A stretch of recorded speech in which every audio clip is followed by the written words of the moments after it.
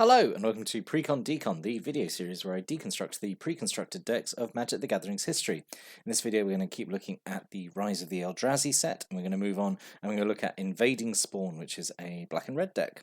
Let's dive in and start looking at the cards.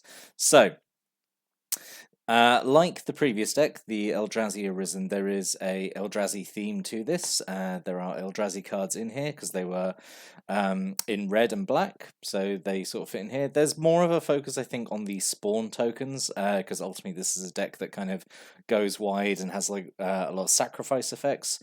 So yeah, making a bunch of these spawn tokens is is a good way of doing that. So. We have two Emrakul's Hatcher, so 4 and a red for a 3/3. So this is I sort of mentioned in the last video, but this is kind of like the first draft of Eldrazi, where there are colorless ones, like Hand of Emrakul, you can see there.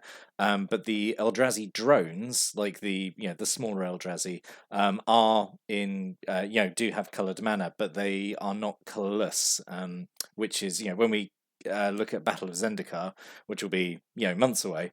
But those are Eldrazi where you still need to cast them with color mana, but they have the Devoid ability, which makes them colorless, which makes them, in my mind, like proper Eldrazi. So as I say, this is kind of like the rough prototype for what I think gets refined later. But anyway.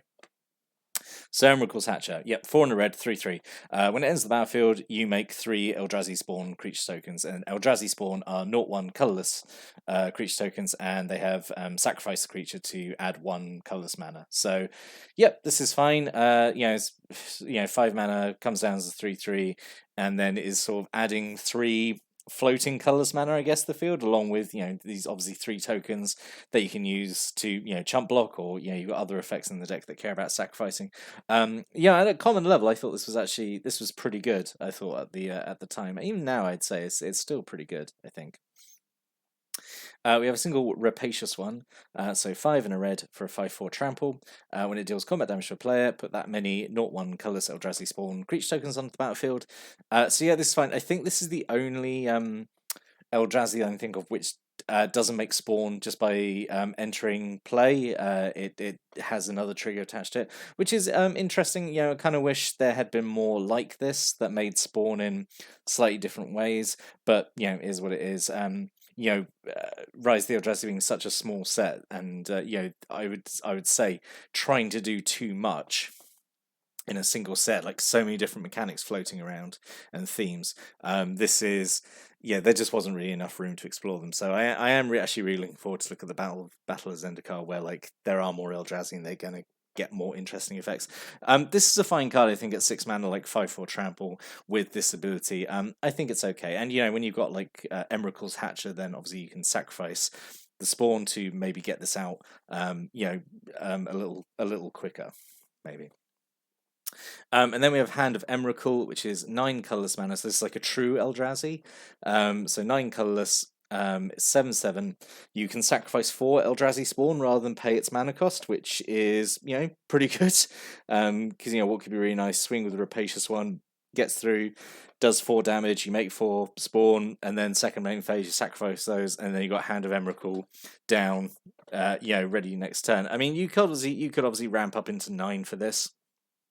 But you're in black-red, you don't have that many ramp options. I mean, apart from making Eldrazi Spawn, but like there's not many cards in the deck that do that. It also has Annihilator 1, so sort of briefly talked about Annihilator in the last video. Just means when it attacks, the defending player has to sacrifice a permanent. All the true Eldrazi have this ability, but there's not, like I said, there's not really a lot of true Eldrazi in the set, really, and by the time we go back to Battle of Zendikar, they don't have this ability anymore because I don't think it tested very well. Like a market research, like people just did not like Annihilator because it just felt very unfun, which I get. It's it's kind of it's a very strong ability. But yeah, let's move on. So that was that was it. That was basically all the Eldrazi in this deck.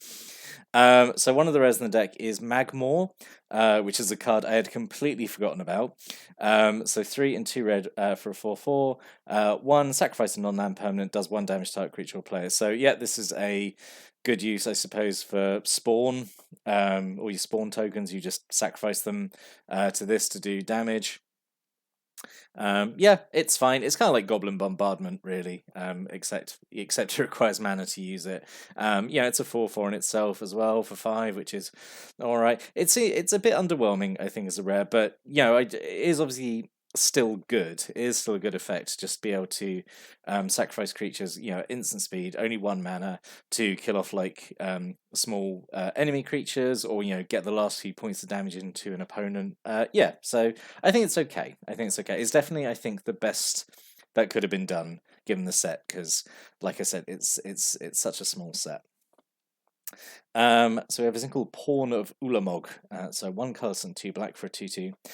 Whenever Pawn of Ulamog or another non-token creature you control dies, you make a spawn token. So this is really good, actually. This is, I think, one of the better cards in the deck, just because it has, like all these kind of sacrifice payoffs. If you sacrifice non-token creatures, you're going to get another spawn, which you can sacrifice to something else. Yeah, I think I just think it's pretty good.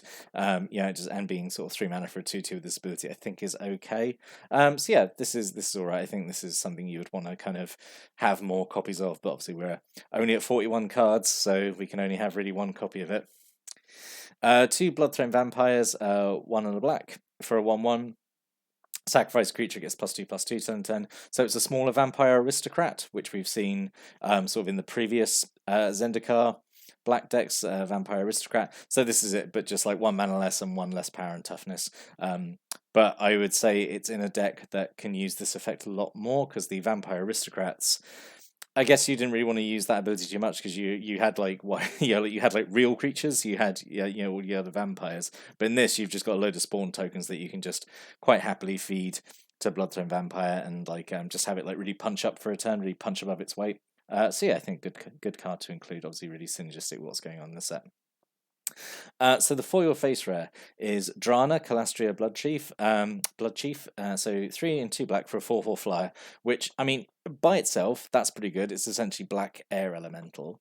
And X and 2 black, target creature gets -0/-X until end of turn, and Drana Calastria Bloodchief gets +X/+0 till end of turn. So that's a really, really strong effect. Even if you pay, I say, just like 3 or 4, maybe. So having X be 1 or 2, just to kill off an X1 or an X2 and buff her power until end of turn. Like, it's really good. It's just really excellent card. I'm really happy this is like the foil face rare. I think this is, I would say, out of all the Rise of Eldrazi precons, this is probably the best intro pack rare. All the others are kind of okay, but this, I think, is probably the best one. I will say, slight flavor fail by having Drana, though. This is slightly off tangent, but because Drana is one of the few vampires that like resists the Eldrazi's appearance, because a lot of them get kind of corrupted and turn over to worshipping the Eldrazi and kind of get corrupted by it. And Drana is like the one blood chief that like doesn't want to do it. Like, she leads a resistance and kind of joins up with the other like free people of Zendikar.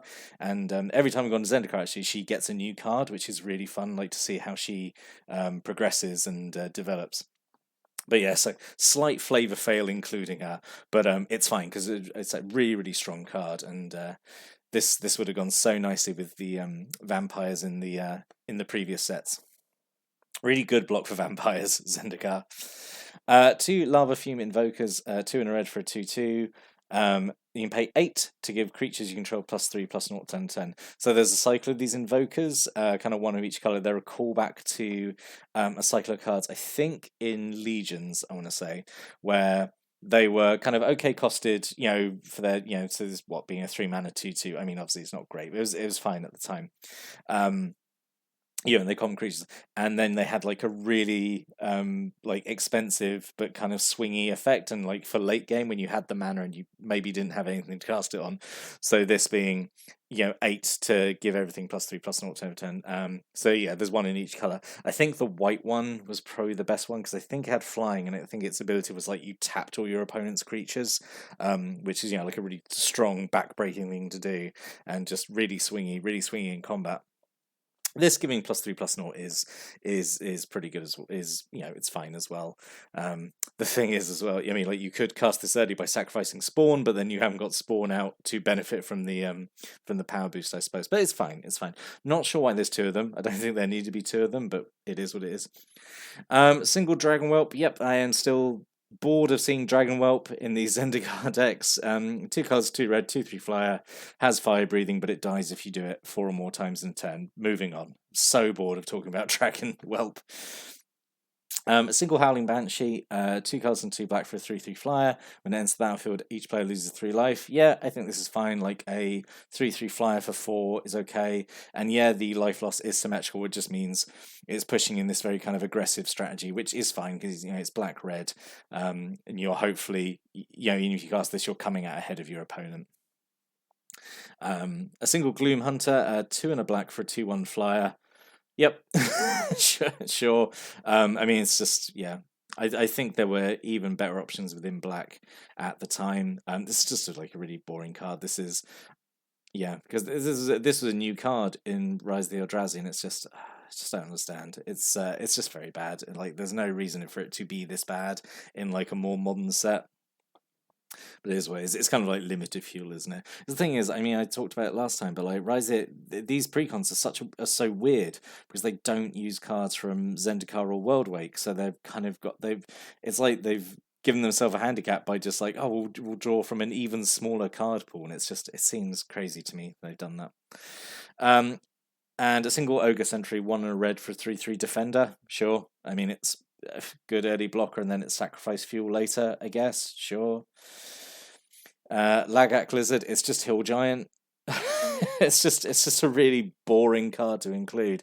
We've gone from like Drana is like such a good card in this deck, and like the rest of it is just such it's just such limited chaff. Oh, excuse me. And then Act of Treason, we've got to have Act of Treason in a Zendikar deck to fill up one of the uncommon slots. Sure, we've seen Act of Treason a million times. 2 Lightning Bolts, which is good. Lightning Bolt is obviously great.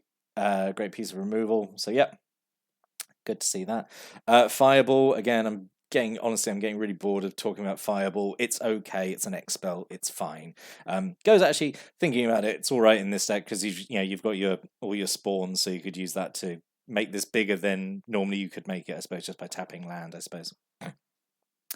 A single Corpse Hatch, so 3 and 2 black. You destroy a non-black creature and you make 2 Eldrazi spawn tokens. Yeah, this is okay. Sorcery speed kind of hurts it a little bit. It being color locked hurts it a little, but I suppose it's okay because it makes a couple of spawn. Sure. I still think it's a little expensive at 5, but removal's removal, I suppose.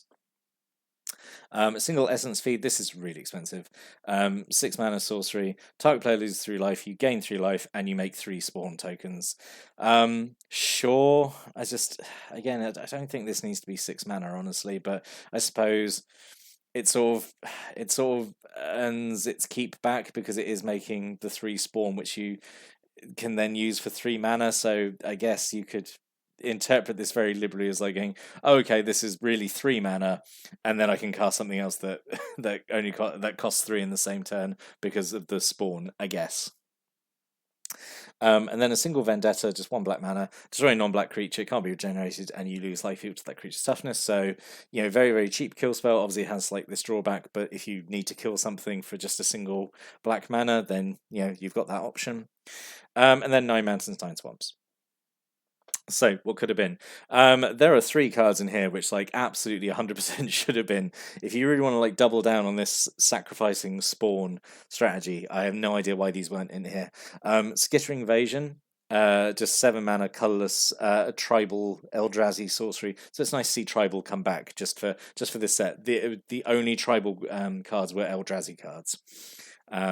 And also, nice to see that it was a colorless sorcery, like it wasn't just the true Eldrazi creature cards who were colorless. There were some colorless spells as well. It just makes 5 spawn, which is exactly what this deck wants. Brood Birthing is really good. So 1 red, you make 1 spawn, but if you already have a spawn, you make 3 spawn instead. So you have the potential of doing this. If you had like 2 of these, you could potentially get like Hand of Emrakul down turn 4, which could be pretty mean. because you'd make one and then you'd cast the second one, make three more, and then sacrifice all four. Hand of Emrakul, and then you're probably going to win that game. But yeah, absolutely should have been in this deck. There's also another one here, Spawning Breath, which I couldn't get on screen. I only wanted to limit just to 3, where it's like it does, it's just a burn spell, it does 1 damage something, but you make a spawn as well. And again, I don't know why that's not in here. And then alternate rare, I think instead of Magmore, Mortician Beetle, like this seems absolutely made for it. So 1 black mana for 1/1. Whenever a player sacrifices a creature, so that's you or your opponent. Obviously, mostly you because you're sacrificing a low spawn. You put a +1/+1 counter on Mortician Beetle, so this would ramp up very, very quickly if you're sacrificing spawn to like card effects or just for mana. No idea why this wasn't in here. And like Magmore is okay, I guess. I would actually say Mortician Beetle could have been here instead of Drana as well, because like Drana's a great card, but I don't feel like she has much synergy with what's going on, other than she's just like a big flyer with a good ability. Drana basically deserved a better deck than this one. So in summary, it's okay. It's like Black Red Sacrifice. At least it's got like a theme. Seems like it's got a win condition, I suppose, which is sacrifice stuff and get bigger spells out. You got like Hand of Emrakul. It would have been nice to have some of the other colorless Eldrazi that you could have ramped up into. It's okay. It's all right, I suppose. But it's not really. I don't know. It's not really impressing me too much. I think just because like there are some really bad card choices in here. I think like Lagac Lizard and the Ogre Sentry and the Gloom Hunter like just doesn't need to be in there. And there were perfectly good alternatives there. It just really makes these Rise of the Eldrazi decks feel like really, really rushed and not like thought out properly. But I say that's just my thoughts after looking at them. I don't think I bought this deck. And I definitely, if I had, I wouldn't have played out of the box because there's only 41 cards. I would have probably deconstructed it straight away. But if you've got any experiences, thoughts, comments, opinions, stories about this deck, stick a comment below. I'll give them a read. Always like doing that. I'm going back next time to look at another Rise of the Eldrazi intro pack. But until then, thanks for watching and listening. Have a great day.